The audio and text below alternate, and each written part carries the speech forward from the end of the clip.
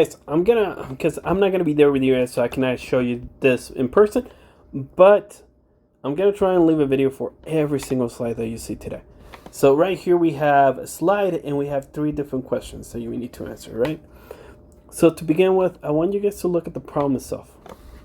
You know, the problem might be a little hard at first, but once you understand what's it asking you to do, you're gonna find like this problems are gonna be getting a lot easier. So to begin with,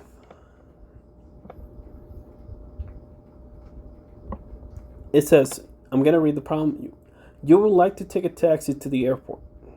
There are 2 local taxi companies. Friendly's cab company charges 2.6 plus 0.20 per 1/6 of a mile driven. Then we have a different company, Anderson's Taxi Incorporated, charges $5 plus 0.10 cents per 1/6 of the mile driven. Okay? So the first thing that you need to understand here is that you need to understand that you need to have y is equal to mx plus b. I mean, I don't know what I'm doing here. You might be asking, why am I already giving you this? Because I know a lot of people forgot. But you need to write an equation. And the easiest way to write an equation is by knowing y equals mx plus b, which is y-intercept form, right? Y-intercept. Hopefully I wrote it right. Form. Okay, this is y-intercept form. Now, you need to know 2 main things whenever you do y-intercept form, and this is exactly what the problem is giving you. You need to know the slope, and you need to know the constant. Okay? And this can also be y-intercept. I'm just going to put y-int. Okay? And those are the 2 things that you need to understand here. You know, slope sometimes uses the word per. So if you ever reading a problem and you see the word per, that's going to be your slope. So let's go back into the problem and see. I'm going to have 2 different equations. I'm going to have equation 4. I'm calling it FC. Oh, shoot.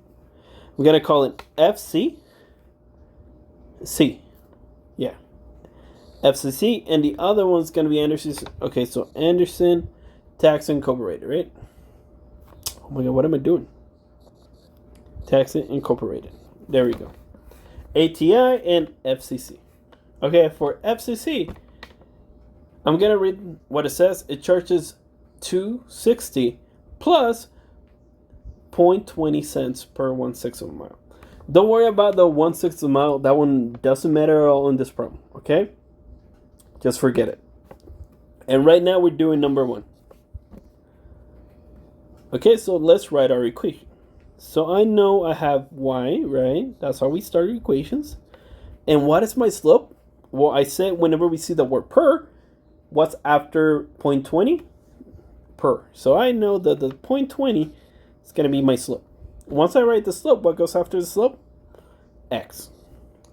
And then, where am I going to get the other number from? So how much do you get charged just by getting in the cab? The cab is going to charge you just... What money is the cab going to charge you just for you to get on inside the cab? It's going to charge you 2.60. And that's it. That's your entire equation. It's not very hard. And we're going to do the same thing for the other one. We're going to do same process. We're going to read it.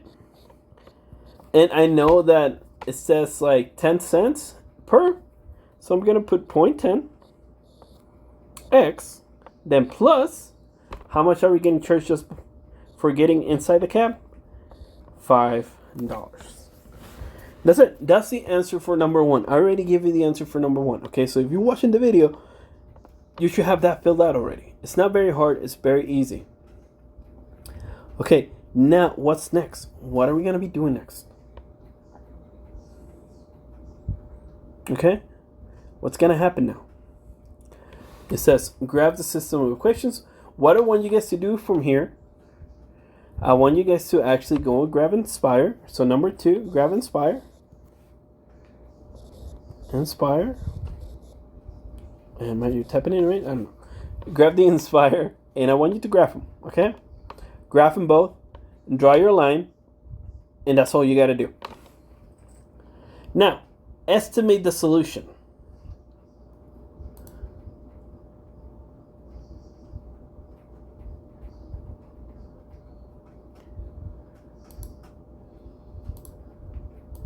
What are we going to do with the estimated solution? I want you, by graphing it, I want you to go ahead. You can estimate. But what we're actually going to do, we're actually going to find the exact answer for the problem. Okay, I'll list here. And I'm gonna show you how to set it up and everything. So let's go back. Sorry, it's because I was moving around and stuff. Alright, that's the answer for number 2. It's just Inspire, graph it. Number 3. And I hope you're watching this video because, 6 minutes and you should already have almost this entire slide done. Okay? So it's not very hard because I'm basically giving you the answers. So now, what are we going to be doing with our 2 original equations? Now, you're going to notice that both of them say equal. Okay? You see that, right? Both of them are going to say equal. What I want you guys to do, and I want you guys to do this, you're going to equal both of them.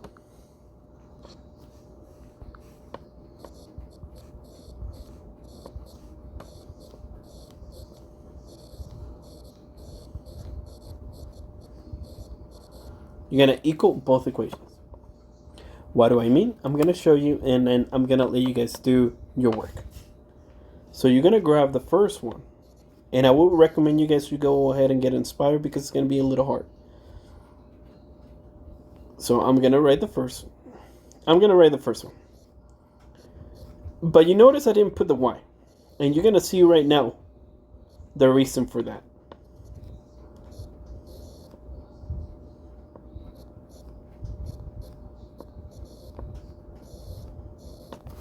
Interesting. You see? This is what I mean that you're going to have to equal each other. So as you can see, we have the equal sign right here. And what is that going to do whenever you're doing this, and you can do it with any of the problems that you're doing today, is that if you have either both of the equations equal to x or both of the equations equal to y, but both of them have to be equal to only one variable. Okay? That's the only way that this can work. Either both have x or both have y equals. Okay, you need to either... Okay, let me write it on the side because I know a lot of people are going to forget this. Y equals or x equals, but both of them have to say it. In this case, we know that both are going to be y equals, right? Because we just did them right now. Once you have that, you can actually equal both equations. And what you do after, you just have to solve for x. So in this case, you're going to have to solve for x. I'm actually going to let you guys do that by yourself because this is one of the skills I want you guys to understand how to do. You're going to have to do it for the next slide and the slide after. So this is a good way to get you started. So I'm going to write in what you're going to do next. Solve for x. Then use x.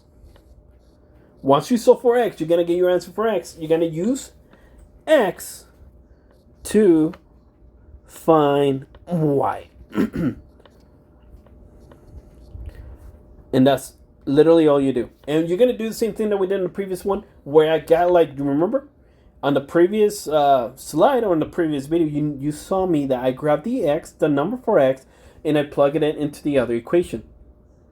And you're going to do the same thing. Once you find x, you're going to grab either one of the equations, and you're going to plug it in for whatever variable or whatever equation you want to use.